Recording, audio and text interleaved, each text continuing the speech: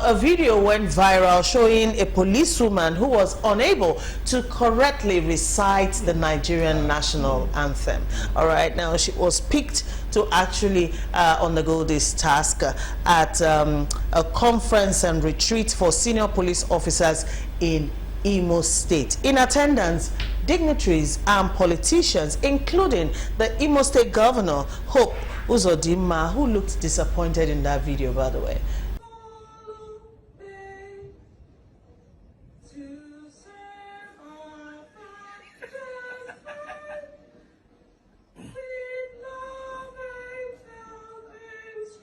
Shit.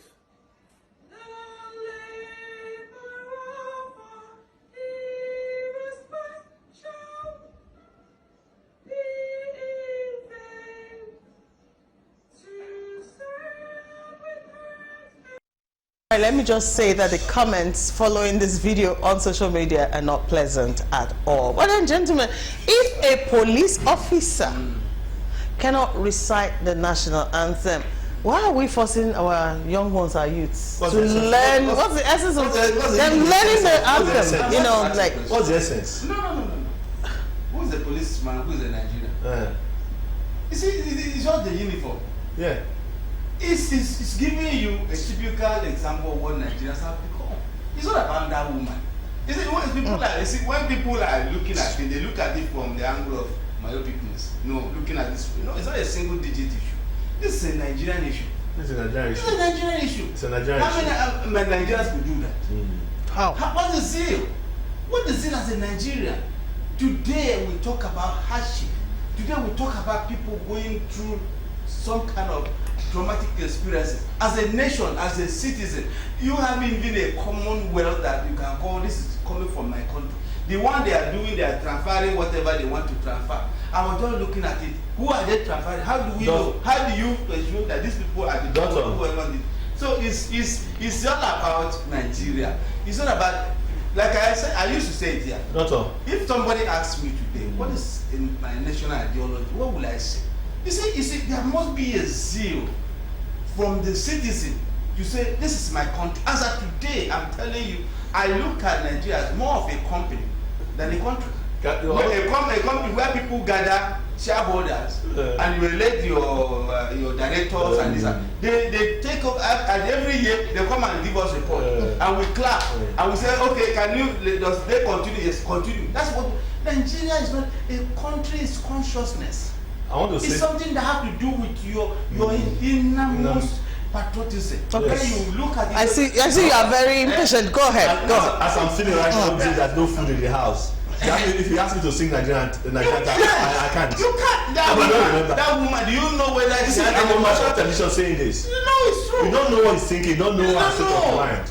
She must have known it, but the state of mind in that situation. She may miss it. I'm sure before she was handpicked. Yes. She must have gone through it. She must. Yeah. They must have ensured that she knows it. So what happened? That was called stage fright. Yeah. You understand? You see, for those of us who have done this job a long time, I've gone somewhere before and I want to give a speech.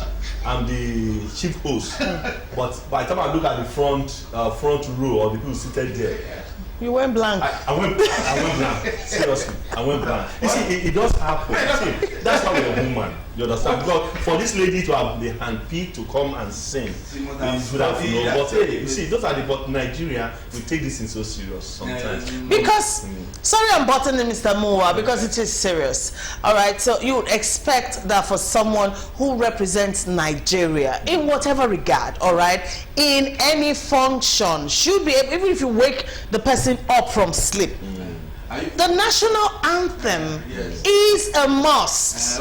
That is how serious it is. Is that, I asked you, is that policeman more Nigerian than you? No.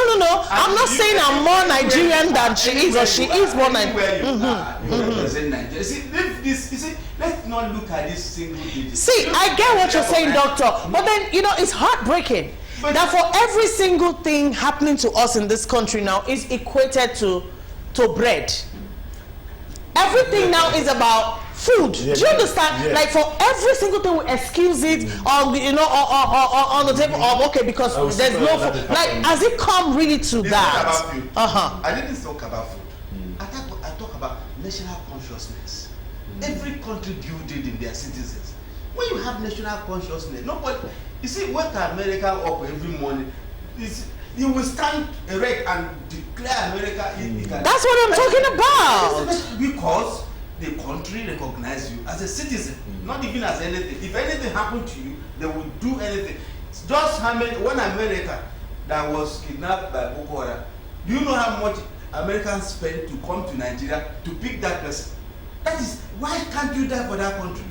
But look at every day in Benue, Kogi, Nasarawa, Katsina, Zamfara, every day you open your newspaper, many people are killed, many people are kidnapped, and we have cities, we have government. Yes. And they cannot even in the first meeting they did yesterday to say, let's observe 1 minute for the people of Nigeria are dying. How consciousness are we? I think what doctor is saying is very important, and what you said too is very important. But the truth of the matter is that how many Nigerians today really are conscious of being a Nigerian? Seriously, I've seen a lot of places where national television being played and people Nobody cares. Exactly. So it just shows the attitude. But again, you ask a question. Is it boils down to food and others? Yes, I would say yes. Really? Yeah. It's an hungry man. Yeah, it's an angry man. It's an angry man. Nigerians are not eating twice, even once a day anymore. We need to say this thing as the way it is. Your 10,000 naira is like 1,000 naira. It's not up to that. Now, fuel have entered in Lagos 610. Yeah, and it's going up. Mobile is selling 590, 580. So what are we doing? See, let's go straight the spade. This is a table to say the way it is, but we have to understand. Thank you for that. You understand? You see, the truth here is that it's food. It's food. Food and That's why not eat, not sing national anthem. That's what I talk. Food and health. Food and health. A healthy man. It's a healthy Nigeria. nation. It's like a devil's joke, you know. On the one hand it's sad, on the other hand it's funny, you know. But Nigerians are going through a lot. They're going through a lot. You see, President, please give me an opportunity to say this. Go ahead.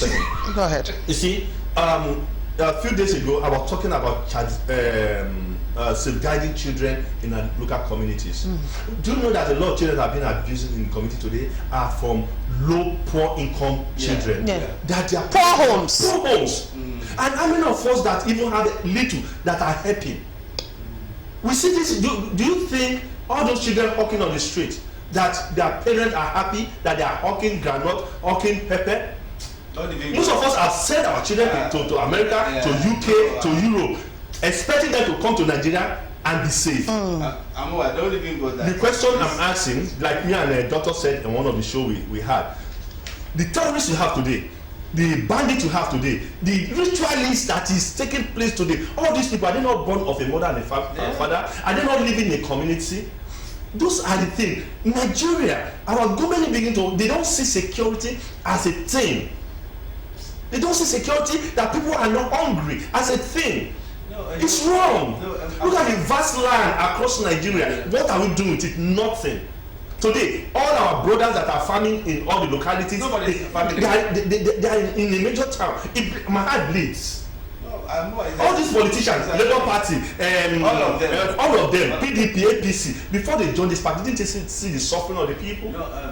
As I'm talking to you now, they are getting their jeep anytime from now. Let me tell you, this you just brought it this afternoon, and it's painful. I don't want to be talking about because it's tear in my eyes. Because when you go to third man language, you see young ones walking and running.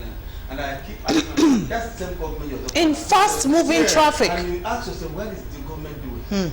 In same plan, if you can't train your child, the government takes over. You cannot see a child in that bed. Are we not seeing siren blowing and even chasing everybody away from the road? So how do you think the consciousness? We need to build consciousness. We need to build Nigeria in us. So that anytime you talk about Nigeria, you'll be happy. The other day, a child was crying because the pure water, I think he was carrying fell.